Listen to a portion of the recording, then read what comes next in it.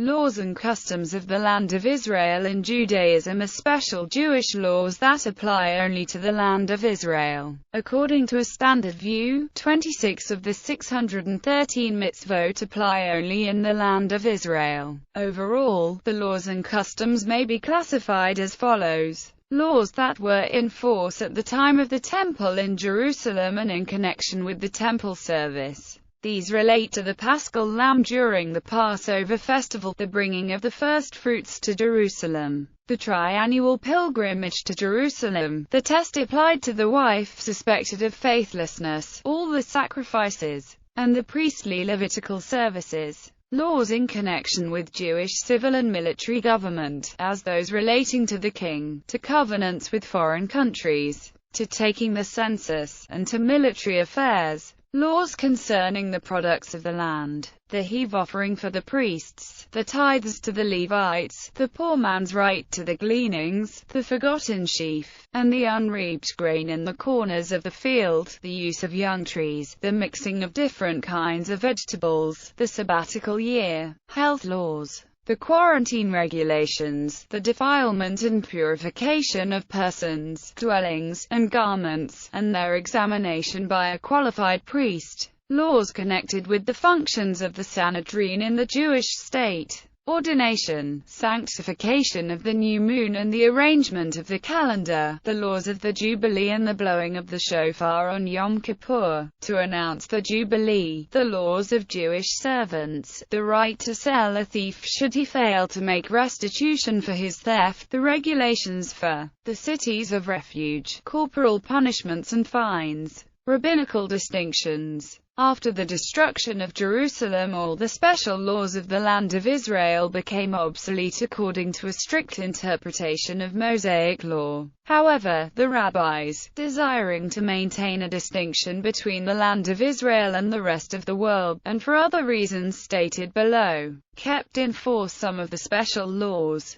These are recognized as Mida Rabbanan, in contradistinction to Mida Oraita. Those of the laws of the land of Israel that were extended after the exile were originally enacted for the purpose of protecting the judicial, administration and economic interests of the land, and with a view to encourage settlement there. Hence the Semika was still left in the hands of the judiciary, with power to inflict the penalties of stripes and fines, and to announce the day of the new moon on the evidence of witnesses. But the power of the Sanhedrin was of short duration in consequence of incessant persecution, which drove the Talmudists to Babylon. The fixed calendar was then accepted everywhere. Yet there still remained the difference between the land of Israel and the rest of the world as to the observance of the second day of holy days. If a Gentile living in Israel claimed to have been converted to Judaism, his claim was valid, but the same claim made by a Gentile living abroad was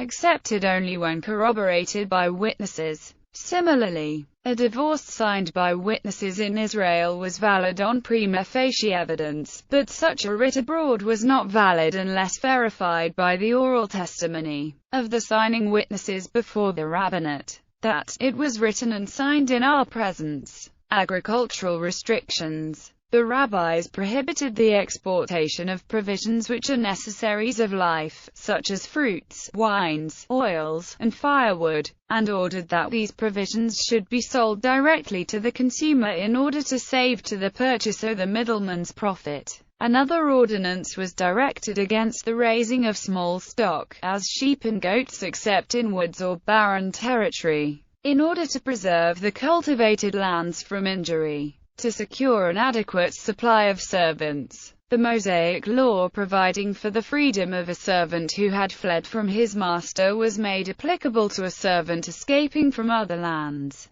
but not to a servant escaping from the land. Settlement in the land of Israel. For the benefit of settlers, it was decreed that the owner of a town in the land must leave a public thoroughfare on all four sides of the town, and that a Jew about to purchase real property from a Gentile in the land of Israel may have the contract drawn up on Sabbath to facilitate and bind the bargain. Though such a proceeding is prohibited in other lands, residence in the land of Israel is regarded as becoming immediately permanent. For example, a rented dwelling outside Israel need not have a mezuzah during the first 30 days, as the tenancy is considered temporary for the first month, but in Israel the posting of the mezuzah is immediately obligatory. The regulation of migration to and from Israel had in view the object of maintaining the settlement of the land. One must not emigrate unless the necessaries of life reach the price of a seller for a double seah measure of wheat, and unless they are difficult to obtain even then. A person may compel his or her spouse, under pain of divorce, to go with them and settle in Israel, which is not true for any other travel customs. Besides these legal variations, there were many differences, especially in the early periods, between Jewish practices in Israel and Babylon. The differences are 50 in number according to one authority, and 55 according to another. The most important ones are as follows.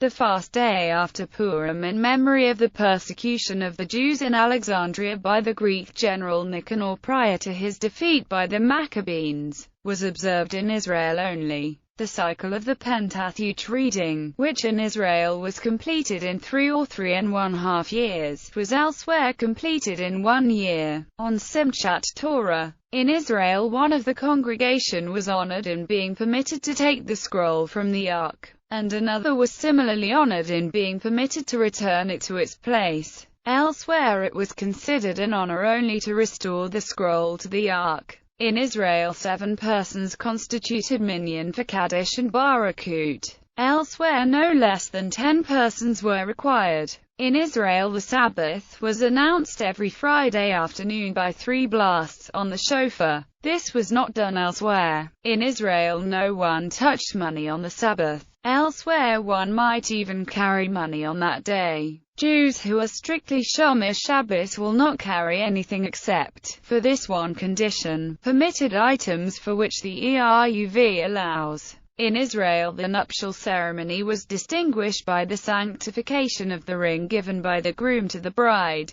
In Babylon the ring was not in sight. In Israel the law that a widow should not be permitted to marry within 24 months after her husband's death if when he died she had a suckling babe, for fear she might commit infanticide, was enforced even if the child died within that period. In Babylon she was permitted to marry within that time if the child died. In Israel mourning was observed for any infant. In Babylon, not unless it was older than 30 days. In the land of Israel a pupil was permitted to greet his teacher with peace to thee, master. In Babylon, only when the pupil was first recognized by his teacher. Another difference between the Jerusalem and the Babylonian schools was in the degrees of confidence shown in supernatural remedies and charms. These occur much less frequently in the Jerusalem Talmud than in the Babylonian. In particular, those in the land of Israel did not believe in the apprehension of danger from the occurrence of even numbers, known as Zugat.